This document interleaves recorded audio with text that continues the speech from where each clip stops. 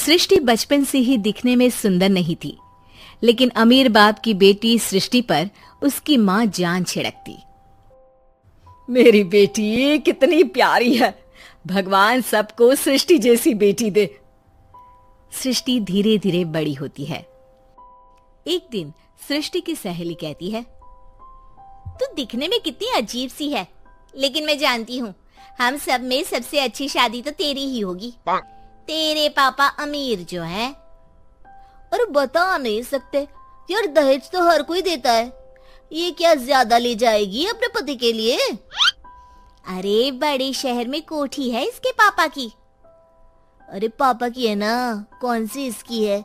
इसकी होती तब तो कोई भी लड़का इससे शादी कर लेता। अरे पापा की मतलब पापा की है तो मेरी ही है ना? किसने कहा? अब तेरी तो तब होगी ना जब तेरा भाई ना हो। वैसे भी शादी के बाद सारी प्रॉपर्टी भाई के नाम होती है। सृष्टि समझ जाती है कि उसे किसी भी हालत में माँ बाप की सारी प्रॉपर्टी को अपने नाम करना है, लेकिन कैसे? एक दिन सृष्टि का भाई शीनू कहता है, बहन क्या कर रही है? तुझसे एक बात करनी है। अरे हाँ हाँ करना, मैं तो तेरी बहन हूँ। बहन मेरी लाइफ में ना एक लड़की है, बहुत अच्छी है। मैं सोच रहा हूँ माँ और पापा से बात करूँ शादी के लिए। सृष्टि को समझ में आ जाता है कि भाई की शादी होते ही भाभी उसे एक दिन भी घर में बर्दाश्त नहीं करेगी। क्या बात है भाई, बताना कौन है वो? यार वो बहुत अच्छी लड़की है, पढ़ी लिखी है, मेरे साथ जॉब भी करती है। बस एक प्रॉब्लम है। प्रॉब्लम? क्या प्रॉब्लम है भाई? यार वो शादीशुदा है, लेकिन उसके पति ने उसे सिर्फ इसलिए छोड़ दिया क्योंकि उसके माँ बाप दहेज नहीं दे पाए। सृष्टि ये सुनकर न जाने क्यों खुश हो जाती है। अरे भाई तो क्या हुआ, लड़की तुझे तो पसंद है ना? शीनू को लगता है कि बहन उसे समझ रही है। वो इस बात से अनजान होता है कि उसकी बहन की मंशा पूरा घर हड़पने की है। सृष्टि अपनी माँ से कहती है, मम्मी मुझे तो बहुत चिंता है। पता है शीनू क्या कर रहा है? अरे क्या कर रहा है?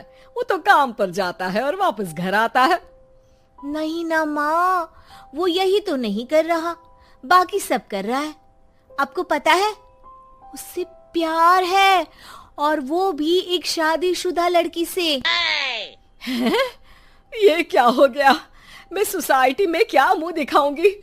अरे तेरे पापा तो यही कहेंगे कि मैंने ही उसे बिगाड़ दिया है। माँ देखो, मेरी बात मानो, पापा पर भी विश्वास करने की जरूरत नहीं है। अब आप ही बताओ, पापा इतनी देर घर के बाहर रहते हैं क्यों? बोलो। अरे बेटा वो तो नौकरी करते हैं ना। तू बहुत भोली है माँ। पापा का ऑफिस तो 7 बजे खत्म हो जाता है, लेकिन देखो कितनी देर से आते हैं। अरे नहीं नहीं बेटा, ऐसी कोई बात नहीं है। सृष्टि माँ को एक औरत से बात करते पिता की फोटो दिखाती है। देखो माँ कैसे हैं पापा, मैं ना कहती थी कि पापा सही नहीं है। मैं तेरे पापा से बात करूंगी, दे फोटो मुझे। ओ माँ, वो तो डिलीट हो गई। लेकिन चल, तूने तो देख लिया ना, पापा से बाद में बात कर लेना। और हाँ, मेरा नाम बिल्कुल मत लेना। हाँ माँ। अब क्या था, सृष्टि के माँ और पिता के बीच झगड़ा होना शुरू हो जाता है। सृष्टि के मन में क्या चल रहा था कोई नहीं जानता था। एक दिन, माँ सृष्टि के लिए एक लड़का देखा है, वो लोग शाम को उसे देखने आने वाले हैं। और हाँ माँ, एक खुशखबरी, मैं और पापा मिलकर एक नया बिजनेस ट्राई कर रहे हैं। शाम को लड़का आता है, सांवले रंग का। सृष्टि को तो बिल्कुल भी पसंद नहीं आता।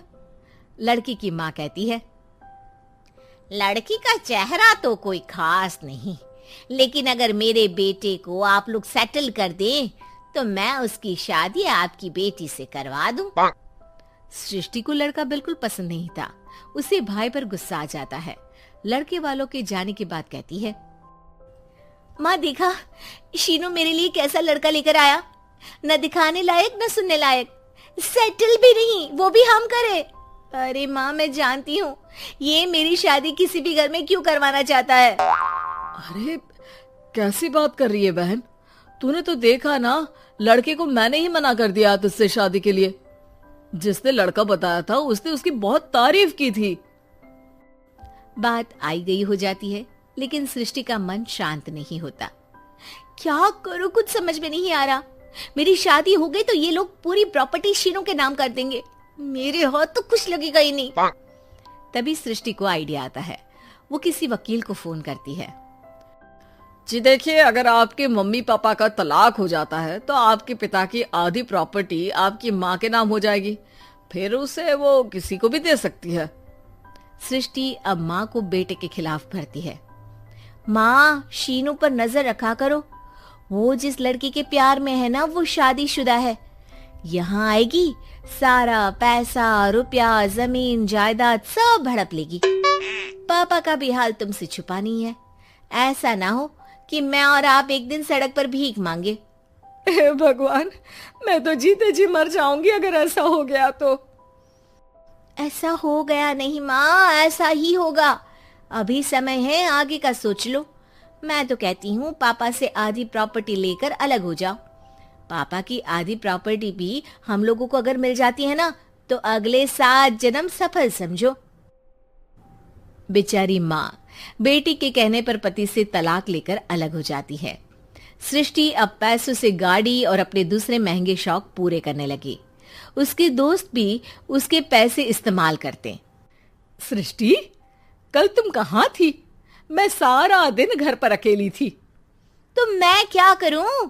मैंने ठेका तो नहीं लिया है ना तुम्हें संभालने का। माँ को सृष्टि से ये उम्मीद नहीं थी। वो बैठकर रोने लगती है। वहीं उसका पति यानी कि सृष्टि के पिता आ जाते हैं। मैं जानता था कि तुम्हारा यही हाल होगा, तो आपने मुझे रोका क्यों नहीं? मैं रोकता तो तुम रुकती क्या? सृष्टि के कहने पर तुमने मुझ पर अपने बेटे पर शक किया, लेकिन तुम ये भूल गई कि कैसे हम दोनों ने मिलकर जीवन में इतना सब खड़ा किया। माँ पति के गले लग जाती है। मुझे माफ कर दीजिए, मैंने आपकी कमाई का एक बड़ा हिस्सा गवा दिया।